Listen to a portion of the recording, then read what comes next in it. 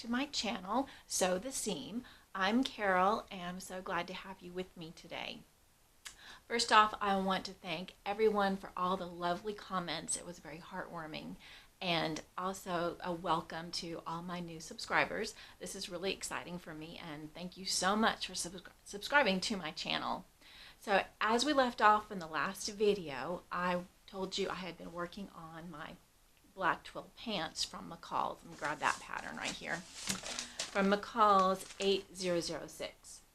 I'm still tweaking the fit. I did finish them, but I really and truly don't like the way the pockets are. These are inseam pockets, and I think a slanted pocket would fit a lot better. These kind of gap out at the hip, and the waist, I don't know if I sewed something wrong, but it didn't turn out. So back to the drawing board with these. I haven't given up on them. I'm going to try it again and make a few more tweaks to it and probably change that pocket to a slant pocket rather than an inseam pocket.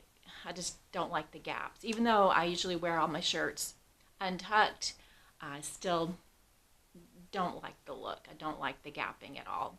So as you can see behind me, I have started on Simplicity 8738, and this pattern is definitely easy, but it does take a little bit of thought. It wasn't made serger friendly, and I do believe in making all of my knit tops on the serger. It just gives a better seam and it stretches better. You don't have to do a knit top on a serger. You can actually do it on a sewing machine, and actually for a few of the seams on my top behind me, I did do it on the sewing machine. I just feel better doing a 4-thread overlock. So there's 4 threads rather than 2. So 4 threads with the serger versus 2 with the sewing machine. I just feel you have a stronger, stretchier seam, even though you can use a zigzag on your sewing machine and it'll be just fine. So we'll see. I did sew the shoulder seams with the sewing machine. You can't tell. I serged the inside of the sleeve and the side seam with this. And this particular pattern has a dropped shoulder, and I didn't even realize that when I first started this, and it was a little bit confusing putting the sleeve on, but once I figured out, it'll be fine. This side, I did first sew it with the sewing machine because I wasn't sure how that sleeve was supposed to go in because there's no armhole. The pattern just straight up and down. So that was a little bit confusing, but once I put it on there, I understood how it went. So just a little bit of thought and you'll have no problem with this pattern at all. Now for the neck, I did do view B on this particular pattern with the funnel neck or turtleneck. It's not a cowl neck because it is kind of close around your neck. So I'm going to say it's more of a turtleneck, although it is kind of loose. So let me show you what I did on this, the seaming for this. So let me go and grab that and I'll be right back. So the turtleneck is basically just a rectangle of fabric that you sew one side, you fold it in half, and then you just attach it to the neckline. Now I wanted to make sure there was plenty of stretch because this has to go over my head.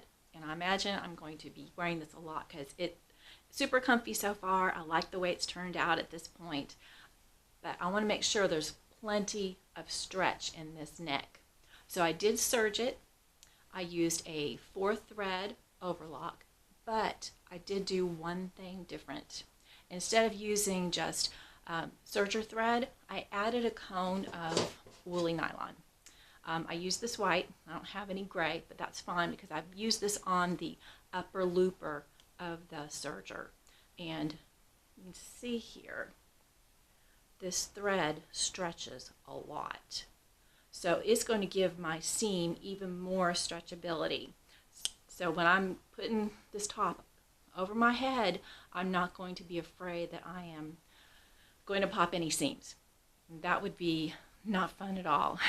I hate it when you sew something and the seam pops and you've got to go fix it. Alterations are just not one of the funnest thing to do. I would rather do a project from scratch than to go and have to fix it. But if it's something I sewed, I will definitely go and fix it because I put a lot of time into my projects. Anyway, going back, the woolly nylon. I'm not sure why it's called woolly nylon, maybe because it is kind of woolly looking, but this is all nylon. So I wouldn't press this with an iron because you will probably melt it. Maybe if you want to press it, use a press cloth, but I would not put any type of heat on this directly. And I'm sure it's fine in the dryer. This is mainly made for swimsuits because swimsuits have so much stretch, so you don't want any pop seams with that. So this is called woolly nylon, and it's 100% nylon. And I use this in the neck. I didn't use it in the other part of this top because I didn't think it needed it. But just let me give you an example of how well it stretches compared to just a regular thread. So this right here, this one here, has woolly nylon in it, and it stretches pretty good. And this one here only has just regular thread in it, and it doesn't stretch as well. As a matter of fact, I can feel resistance in this one, whereas this one, I really don't feel that resistance. So I feel more comfortable that those seams are there to stay, that regardless of how much I tug on this, it is not going to break. This one is good too. I just like the added insurance that pulling that turtleneck on and off my head, I'm not going to pop any seams. So that brings you up to date on what I'm up to, and maybe a little bit of a tip if you want to ensure that you won't have any pop seams in a garment, a knit garment. Go ahead and use a cone of the woolly nylon. You only need one. Just put it in the upper looper and you're good to go. Well, that's all I've got for you today. Thank you so much for joining me, and please subscribe if you haven't already, and give this video a thumbs up.